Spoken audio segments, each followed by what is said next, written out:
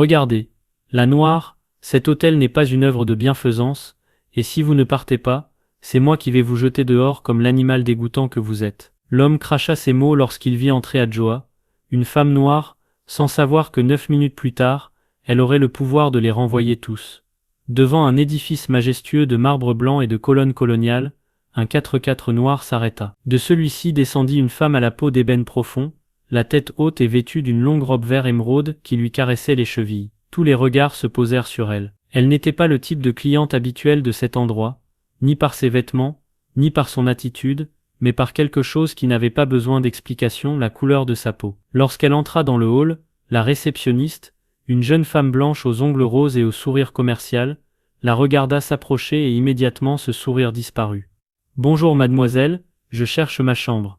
J'ai une réservation au nom d'Adjoa, dit la femme. La réceptionniste ne tapa rien. Elle l'observa d'abord comme si elle la scannait. Son regard voyagea des tresses serrées aux sandales de cuir artisanal. Puis elle leva le menton. « Je crois que vous pardon, la Noire. Êtes-vous sûr que c'est dans cet hôtel ?»« Oui, j'en suis sûr, » répondit Adjoa d'un ton qui n'admettait aucune discussion. À cet instant, un homme blanc en costume gris s'approcha. Il portait un badge indiquant responsable de l'accueil. « Y a-t-il un problème, Marie ?» demanda-t-il à la réceptionniste, ignorant complètement Adjoa. « Oui, il y a un problème. Elle prétend avoir une réservation, mais elle ne semble pas être dans le système. » répondit Marie d'une voix douce. Puis elle regarda Adjoa, et ajouta « Avez-vous un passeport ?» Adjoa le lui tendit sans hésiter. Le responsable prit, l'examina comme s'il cherchait une contrefaçon, et murmura quelque chose à voix basse. « Es-tu sûr que cette Noire ne vient pas pour demander après quelqu'un qui fait le ménage ici ?»« Excusez-moi, » dit Adjoa. Sa voix ne s'éleva pas, mais quelque chose de féroce brûlait dans ses yeux.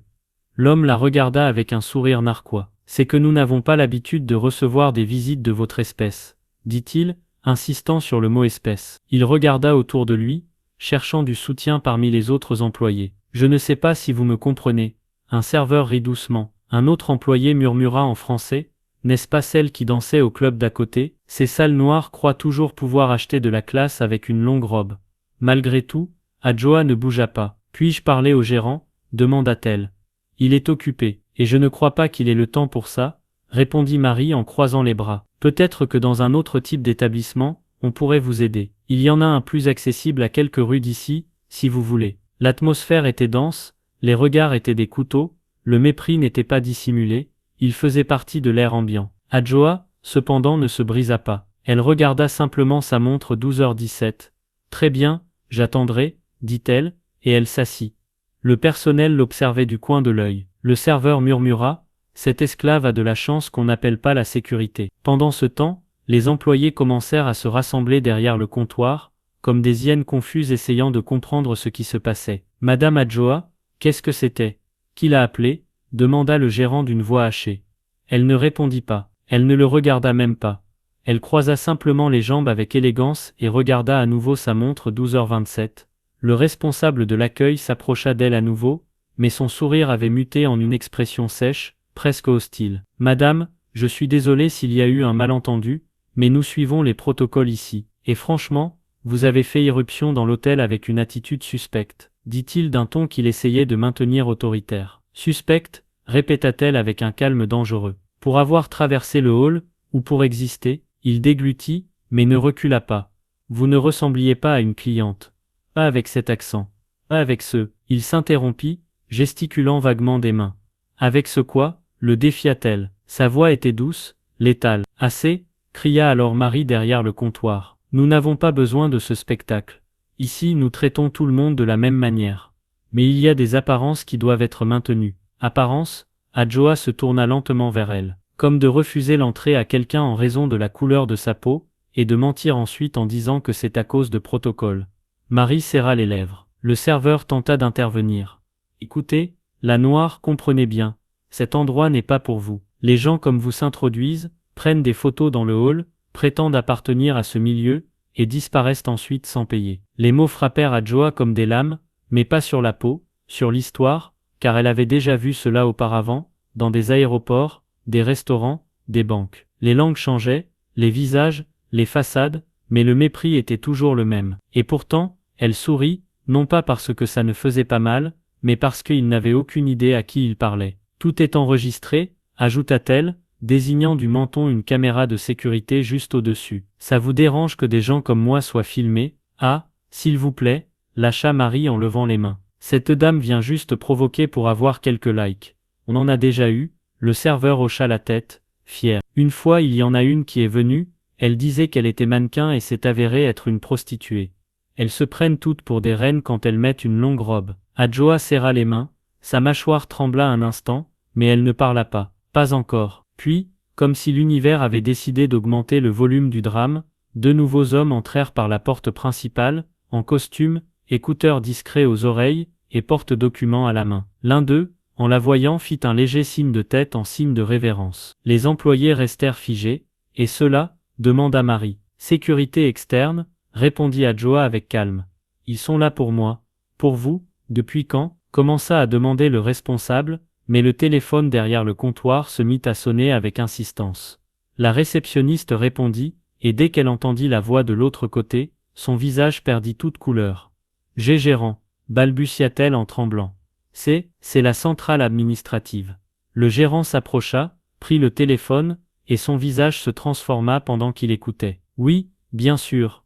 Oui, bien sûr, compris, immédiatement, mais nous ne savions pas. Personne ne nous a dit que... » Ces mots étaient coupés à chaque pause, comme des gifles téléphoniques. Il raccrocha, lorsqu'il se retourna, il n'était plus le même homme arrogant d'il y a quelques minutes. Il ne ressemblait même plus à un gérant. C'était un oiseau mouillé avec une cravate de travers. « Madame, s'il vous plaît, suivez-moi. Il y a un salon exécutif où vous pourrez attendre plus confortablement. Je vous prie de nous donner l'opportunité de corriger cela. » Adjoa se leva, mais ne le suivit pas. « Et eux ?» demanda-t-elle en regardant directement dans les yeux de Marie, du responsable et du serveur. « Silence. Chaque chose en son temps, » dit-elle, enfin, sans se retourner, et elle traversa le hall comme une reine, comme la reine qu'ils ne savaient pas qu'ils avaient en face d'eux. Marie l'observait avec un mélange de peur et de ressentiment. Le serveur murmura quelque chose à voix basse, sans se rendre compte que tout le monde l'entendait. Ça doit être la petite amie d'un politicien, de celle qui croit pouvoir acheter le respect. Adjoa s'arrêta. Lentement, elle pivota sur ses talons. Le silence devint pesant. « Répétez ça, » dit-elle. Le jeune homme baissa le regard, faisant semblant de n'avoir rien dit, mais ses lèvres tremblaient. Elle fit un pas en avant, puis un autre, jusqu'à se retrouver devant lui, si près qu'il pouvait voir son reflet dans les pupilles d'Adjoa. « Savez-vous ce qui est curieux ?» dit-elle d'une voix douce. « Vous croyez pouvoir mesurer la valeur d'une personne par la peau qu'elle porte, mais vous n'avez aucune idée de la quantité de pouvoir que contient cette couleur. » Le gérant tenta d'intervenir. « Madame, s'il vous plaît, silence. » Elle ne le cria pas, elle ne le demanda pas, elle l'ordonna. Ces deux hommes en costume, ceux de la sécurité externe, firent un pas en avant, un seul, mais ce fut suffisant pour que le serveur recule maladroitement, trébuchant sur une table. Alors, Adjoa se dirigea vers la réception, posa une main sur le comptoir, et de l'autre sortit une petite carte métallique dorée. Elle la laissa tomber avec un bruit sec sur le marbre. Propriété Groupe Amani Holdings. Présidente directrice générale, Adjoa Amani. Marie cligna des yeux. Le gérant fronça les sourcils. Le responsable de l'accueil laissa échapper un rire incrédule. Vous, la propriétaire? Non, allons, ne me faites pas rire. Cet hôtel appartient à un groupe international. Il est français. Adjoa sourit, ce genre de sourire qui n'a pas besoin de défense. Elle sortit son téléphone, appuya sur un bouton et le tint devant eux. Sur l'écran apparut un appel vidéo. De l'autre côté, un homme en costume sombre avec un fond corporatif dit dans un français impeccable, « Oui, c'est Madame Amani. Cet hôtel est la propriété du groupe. » Marie porta ses mains à sa bouche. Le serveur laissa tomber son plateau. Le gérant resta complètement muet, et alors, au lieu d'élever la voix, Adjoa la baissa. Sa voix devint presque un murmure. « Croyez-vous toujours que cet endroit n'est pas pour moi ?» Le silence fut absolu. On n'entendait que le bruit de la climatisation et un verre qui roula jusqu'à heurter le mur. Le responsable, toujours incrédule, murmura « Non, ce n'est pas possible. Ça doit être une blague. Vous ne pouvez pas diriger ça. » Adjoa s'approcha de lui avec le calme d'une tempête qui a déjà choisi qui elle va balayer. « Vous avez dit que vous ne receviez pas de gens comme moi. Eh bien, j'ai une nouvelle. À partir d'aujourd'hui, vous n'embaucherez plus de gens comme vous non plus. »« Quoi? Qu'est-ce que vous dites ?» balbutia-t-il. Elle se tourna vers le gérant. « Monsieur Logan, prenez note, responsable de l'accueil, licencié pour comportement discriminatoire. Le serveur également. Et vous, Marie ?» Elle fit une pause, la regardant fixement. « Vous avez menti, manipulé et participé à une humiliation publique. Vous ne me servez à rien. Marie tenta de parler, mais les mots se brisèrent. Vous n'aviez pas besoin de savoir qui j'étais pour me traiter avec dignité, répliqua Adjoa. C'est ça qui vous condamne. Le gérant, tremblant, acquiesça sans oser la regarder dans les yeux. Et tandis que les 3 employés restaient pétrifiés, Adjoa se tourna vers le hall, où les clients et les curieux avaient commencé à jeter un œil depuis le restaurant, les escaliers, l'ascenseur. Tous observaient la femme à la peau sombre, à la robe verte, marchant avec l'élégance de quelqu'un qui n'avait pas besoin de démontrer son pouvoir parce qu'elle l'était déjà. Pendant des années, dit-elle en haussant à peine la voix, cet endroit a parlé de luxe africain, mais ils n'ont jamais permis à l'Afrique d'entrer par la porte principale. Le silence fut un tonnerre. Aujourd'hui, cela change, et elle continua de marcher. Le gérant la suivit à distance, trébuchant sur ses propres mots. « Madame, s'il vous plaît, permettez-moi de vous expliquer. Vous aurez tout le temps de le faire, » lui répondit-elle sans se retourner. « Mais ce ne sera pas ici. » Les 2 hommes en costume fermèrent les portes du hall derrière elle. Adjoa s'arrêta juste avant de sortir. Elle tourna son visage une dernière fois vers ce hall qui avait été témoin de son humiliation et, avec une sérénité qui glaça le sang de toutes les personnes présentes, dit « Dans 9 minutes, ce que vous croyez être à vous redeviendra mien. » Le scandale brûlait encore dans le hall de l'Hôtel Blanche lorsqu'une camionnette noire aux vitres teintées s'arrêta devant l'entrée principale. Une femme en lunettes noires, un porte-documents à la main, et un écouteur Bluetooth descendit. Elle était flanquée de 2 assistants vêtus de gris. « Adjoa Amani est-elle déjà à l'intérieur » demanda-t-elle. « Oui, elle vient de monter à l'étage exécutif. »« Parfait. Que personne ne touche à rien avant que je ne le dise. J'aurai besoin d'un accès immédiat au bureau de direction et au réseau interne de l'hôtel. » La femme s'appelait Aminata, et lorsqu'elle apparaissait, c'était que quelque chose d'important était sur le point de changer. À l'étage exécutif, dans la salle de réunion, Adjoa regardait par une baie vitrée le chaos organisé qui commençait à se déployer sous ses pieds. C'était comme regarder une vieille machine rouillée grincer pendant que elle la démontait pièce par pièce. Aminata entra sans se faire annoncer. « Tout est prêt. La presse locale a déjà reçu le communiqué. La présidente du groupe Amani visite par surprise son hôtel à Abidjan, et constate des actes de discrimination flagrante de la part du personnel. » Elle posa le porte-document sur la table. « Nous avons également laissé filtrer qu'il y avait des enregistrements internes du moment. Les médias viendront d'eux-mêmes. »« Bien, » dit Adjoa sans se retourner. « Et les contrats du personnel sont revus. Nous pouvons les résilier pour comportements portant atteinte à l'image de marque et traitements discriminatoires documentés. Les ressources humaines ont déjà envoyé les premiers licenciements numériques. Les accès au système sont révoqués en ce moment même. » Adjoa se tourna finalement, la regardant dans les yeux. « Je veux être en bas quand ils les sortiront. » Aminata acquiesça avec respect. Bien sûr, dans le hall, il était 13h. L'ambiance était différente. Les employés savaient que la tempête n'était plus en approche, elle était à l'intérieur. Marie s'accrochait au comptoir comme si elle pouvait éviter le jugement final avec un sourire vide. Le serveur regardait le sol. Le responsable de l'accueil essayait de parler au téléphone, mais l'écouteur ne fonctionnait plus. Sa ligne avait été coupée. Alors, les portes de l'ascenseur s'ouvrirent. Adjoa sortit sans se presser. Derrière elle, Aminata et 2 gardes en uniforme corporatif. Tous restèrent immobiles. Elle n'éleva pas la voix ni ne leva la main. Elle marcha simplement, et là où elle posait le pied, le poids des choses changeait. Elle s'arrêta devant le comptoir. Elle frappa la cloche. Ding. « Marie, dit-elle, veuillez remettre votre badge, votre clé d'accès et votre carte d'identité. Vous ne travaillez plus ici. Vous ne pouvez pas faire ça. Je suis Marie, pas sans une réunion formelle, une révision. » Aminata s'approcha, et lui tendit une enveloppe à son nom. « Tout a été documenté.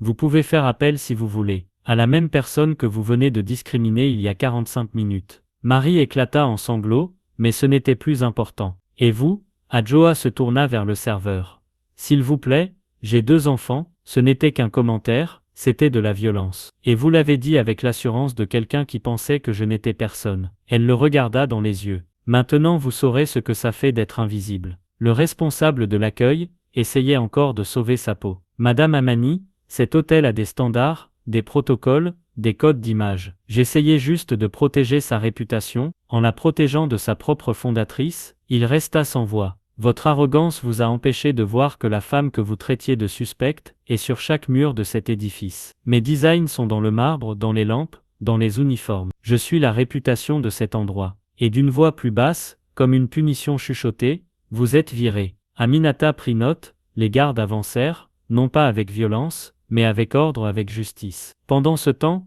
à l'extérieur, la presse était déjà là avec des caméras, des micros, des photographes. Un journaliste de Canal I interrogea « Madame Amani, qu'avez-vous à dire sur ce scandale ?» Adjoa s'arrêta sur les marches de l'hôtel. Le nouveau logo de son entreprise brillait au-dessus de l'entrée Groupe Amani, l'élégance avec des racines. Elle regarda les journalistes et dit « Ce n'est pas un scandale, c'est un nettoyage. » « Nettoyage de quoi ?» demanda un autre. « De l'âme de cet endroit. Parce que construire en Afrique ne suffit pas si nous continuons à discriminer comme ceux qui nous ont colonisés. Ici, je ne vais pas seulement licencier du personnel, je vais licencier des coutumes, des mentalités, des langages. Cet hôtel a été construit pour célébrer la grandeur africaine et personne, absolument personne, ne va plus jamais fermer la porte à une personne parce qu'elle est noire. » Des applaudissements commencèrent parmi les personnes présentes. Quelques nouveaux employés récemment arrivés se joignirent. Les caméras capturèrent tout. À côté d'elle, Aminata sourit. « Qu'est-ce qui suit maintenant, madame ?»